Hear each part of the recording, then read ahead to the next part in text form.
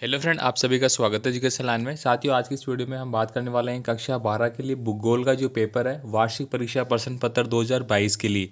तो दोस्तों, आपको पूरा पेपर अच्छे से देख लेना है। सारे बहुत ही ज़्यादा इंपॉर्टेंट क्वेश्चन है, वो आपको इस वीडियो में बता रहा हूँ।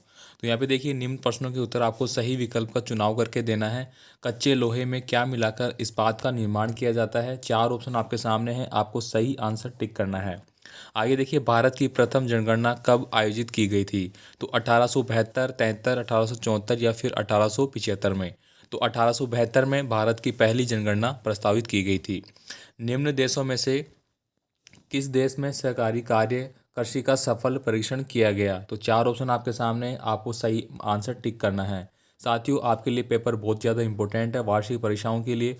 ठीक है, तो आप अच्छे से इसकी तैयारी करें। यहाँ से आपके मैक्सिमम क्वेश्चन है वो एग्ज़ाम में इनपुट होंगे। अगला देखिए, यहाँ पे अगला क्वेश्चन आपको पूछा गया है कि एशिया महाद्वीप में विश्व जनसंख्या का लगभग कितना प्रतिशत भाग निवास करता है? प्रदूषण का निवारण और नियंत्रण संबंधी अधिनियम कब बनाया गया था? इसके बाद देखिए, निम्नलिखित में से किस महाद्वीप में जनसंख्या वृद्धि सर्वाधिक है? अफ्रीका, एशिया, दक्षिण अमेरिका या फिर उत्तरी कोरिया? तो आप जानते हैं एशिया में सबसे ज़्यादा इसमें भारत और चीन आता है। आगे देखिए, यहाँ पे देश में जनगणना 2011 के अनुसार सबसे कम जनसंख्या घनत्व है वो किस राज्य का रहा है? असम का रहा है, अरुणाचल प्रदेश, राजस्थान या फिर उत्तराखंड? किन दशकों को भारत में जनसंख्या विस्फोट की अवधि के रूप में जाना जाता है? मतलब कौन से ऐसे दशक थे जिसमें कि भारत में सबसे ज़्यादा जनसंख्या वृद्धि देखी गई है? आगे हम देखेंगे, देश में अग्रणी लोहा उत्पादक राज्य कौन सा है? तो कर्नाटक, छत्तीसगढ़, उड़ीसा या फिर झारखंड? इसके बाद हम बात करेंगे रेगिस्तान के कुछ क्वेश्चन आपको पूछे जा रहे हैं। साथियों, मैं आपको पेपर रीड करके बता रहा हूँ ओनली, टाइम के अभाव में। यहाँ पे देखिए, भारत का चावल उत्पाद में विश्व में कौन सा स्थान है? संविधान की 8वीं अनुसूची में भाषाएं संबंधित है, तो इस समय वर्तमान में 22 भाषाएं हैं। ब्राज़ील के कॉफ़ी बागान को क्या कहा जाता है? गेहूं बोते समय तापमान क्या होना चाहिए? इसके बाद देखिए, निम्नलिखित अति लघुतात्मक आपको प्रश्न पूछे गए हैं, जिनमें पहला प्रश्न है दोस्तों, जनसंख्या परिवर्तन के 3 घटक कौन कौन से हैं? विनिर्माण से क्या आशय है? जनसंख्या घनत्व से क्या आशय है?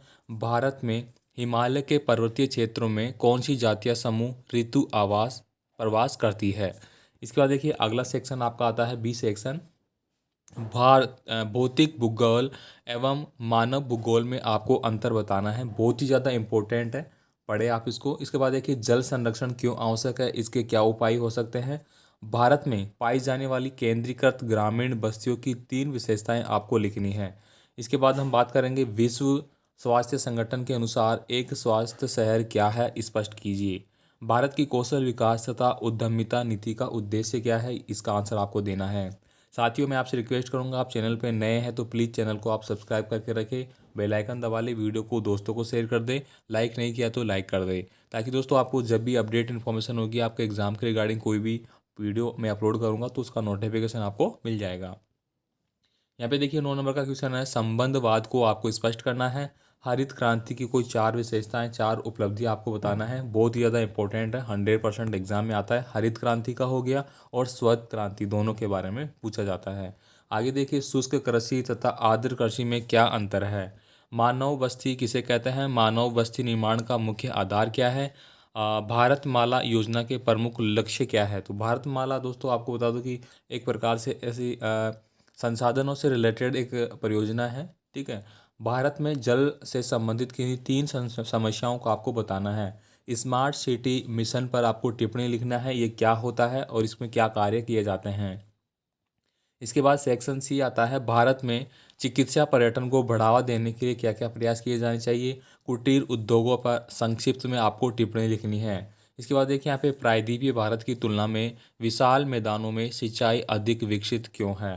देश में पेट्रो रसायन उद्योग पर एक संक्षिप्त टिप्पणी आपको लिखनी है, काफ़ी ज़्यादा इंपॉर्टेंट है वर्तमान के अकॉर्डिंग बात की जाए। यहाँ पे देखिए, जल संसाधनों के स्थानिक वितरण के लिए उत्तरदायी निर्धारित करने वाले कारक कौन कौन से हैं?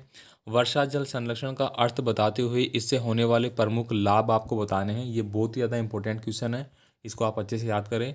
जनसंख्या वितरण को प्रभावित करने वाले कारक इंपॉर्टेंट हो गया। भारत में स्थित प्रमुख एकीकृत इस्पात संयंत्रों के नाम लिखिए तथा द्वितीय पंचवर्षीय योजनाओं में भारत में स्थापित संयंत्रों का वर्णन आपको करना है। इसके बाद हम बात करेंगे 20 नंबर का क्वेश्चन है, जनसंख्या वितरण को प्रभावित करने वाले कारकों के बारे में आपको बताना है। बहुत ही ज़्यादा इंपॉर्टेंट है, एग्जाम में आएगा ही आएगा। इसके बाद देखिए, स्वदेशी आंदोलन ने सूती वस्त्र उद्योगों को किस प्रकार विशेष प्रोत्साहन दिया था। बहुत ही ज़्यादा इंपॉर्टेंट क्वेश्चन हो गया इसके बारे में। यहाँ पे लास्ट में आपका एक मानचित्र आपको दिया गया है, विश्व का मानचित्र, जिसमें आपको निम्न जगह को दर्शाना है: संगाई, मास्को, जापान और भूमध्य सागर। इसके बाद देखिए, यहाँ पे दिए गए भारत के मानचित्र भी आपको दिया गया है। इसमें भी आपको क्या, आगरा, जयपुर, प्रायद्वीपीय और सूरत, इनको आपको अंकित करना है। ठीक है, तो जयपुर तो आपका राजस्थान में आ जाएगा इधर। ठीक है, आगरा भी आपका यूपी में आ जाएगा, और प्रायद्वीप आपको लगाना है, सूरत लगाना है। ठीक है, तो ये सारे इंपॉर्टेंट क्वेश्चन मैंने आपको बता दिए हैं। ठीक है, तो आप सभी क्वेश्चनों को अच्छे से तैयार कर ले, बहुत ज़्यादा इंपॉर्टेंट है, एग्जाम में आने की बहुत ज़्यादा संभावनाएं हैं। ठीक है साथियों, मिलेंगे फिर नए पेपर में नई वीडियो के साथ, तब तक के लिए ऑल द बेस्ट।